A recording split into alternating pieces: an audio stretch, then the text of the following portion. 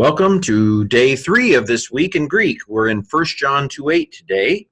So as usual, if you are adept at Greek, see if you can translate this straight and cold turkey. And here's my translation. Again, a new commandment I am writing to you, which is true in him and in you all, that the darkness is passing away and the true light already shines. Okay, so that's not really a commandment, but there's an implicit commandment, the commandment to walk in the light. Let's dig into this a little bit deeper. Okay, so first line's pretty straightforward. Again, new commandment I am writing to you. This is new commandment. It's a attributive construction, as we'll see on the next slide. I am writing is interesting. I kind of hinted that there was something interesting about this yesterday with 2:7. The thing is that usually we have something called an epistolary aorist, that when you're writing somebody, you use the past tense, because by the time the letter arrives at them, you will have written it in the past. So it is interesting that he uses the present tense here. A new commandment I am writing. That strikes me as unusual. But anyway, which, okay, so this is a relative pronoun. This is the neuter form of it. Yesterday we saw a masculine form of it and a feminine form of it. Here is a neuter form of it. This is neuter nominative singular. Which, it's the commandment. Interesting that he goes with which, because this is feminine. I would have normally expected the relative clause to match its antecedent. And so this suggests to me that perhaps he is backing off a little bit from commandment and talking more about what he's writing in general. It's an interesting shift here. Although nobody ever said that John had to be, the best Greek writer ever. And by that, I don't mean that there's a writer, that it's not a matter of error. This language and grammar is conventional. There's no, and now God has revealed the Greek grammar from heaven. I mean, it doesn't work like that. But I'm just saying this is somewhat unusual. I would have expected it to be feminine to match its antecedent.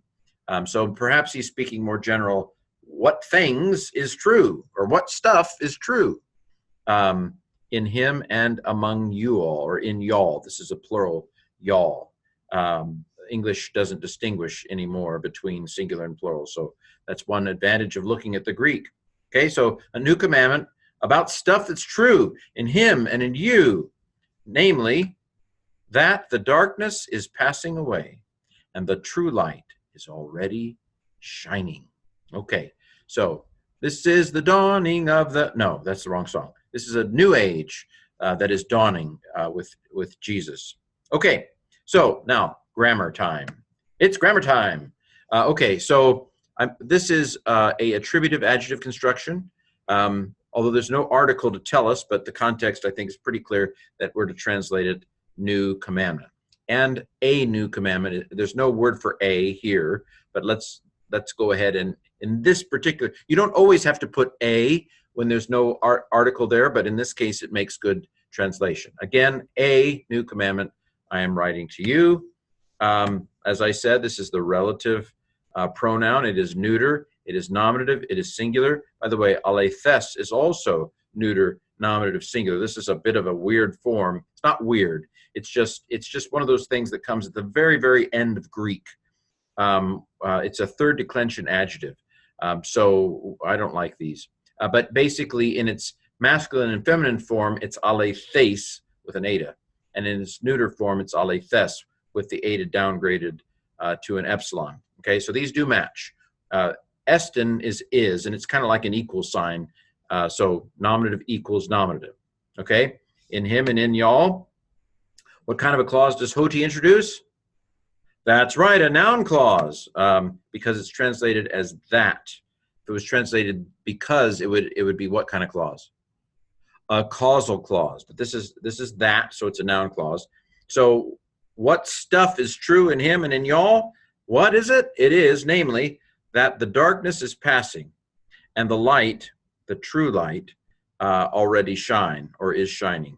This is again attributive, just like here. And notice that John, at least in chapter 2, likes to put the adjective after the noun, which may have a little something to do with a Hebrew, that Hebrew is his love language, or Aramaic. But here we have the articles, article, noun, article, adjective. It's another way to make, there's more than one way to skin an attributive, the good man situation, the true light situation, new commandment situation. That's called attributive. The adjective is being used attributively because it's attributing something to the noun. Well, I've tried to say more than necessary, so let's finally now go to the letters for those of you who are still learning the letters and pronunciation. As usual, pause the video as necessary. P alpha lambda iota nu, pollen, again. Epsilon nu tau omicron lambda eta nu, entolane, commandment. Kappa alpha iota nu eta nu, kinane, nu. Gamma rho alpha phi omega, grapho, I write. Upsilon with a rough breathing mark, rough like the sea, mu iota nu, humin. Omicron with a rough breathing mark, ho or ha, depending on how your teacher tells you. Epsilon sigma tau iota nu, estin, is. Alpha lambda eta theta epsilon sigma, alethes, true. Epsilon nu, n, in.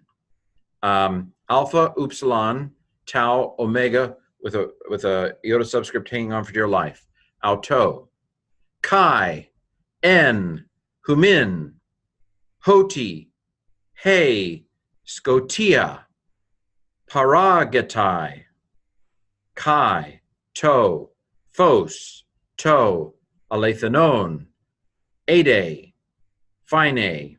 I did a lot of those because you should know them by now, but this is P alpha rho, alpha gamma epsilon, tau iota, tau alpha iota, paragatai. This was phos, phi omega sigma. This is alethanon, alpha lambda eta theta iota nu omicron nu, alethanon. Ede, already, eta delta eta, ede. And then phi alpha iota nu epsilon iota, phine. So putting it all together, pollen entolane kinane grapho humin. Ho estin alethes en auto, kai en humin. Hoti he scotia paragatai, kai to phos to alethanon, ede phine. And there you have 1 John 2:8. We'll see you tomorrow, Lord willing.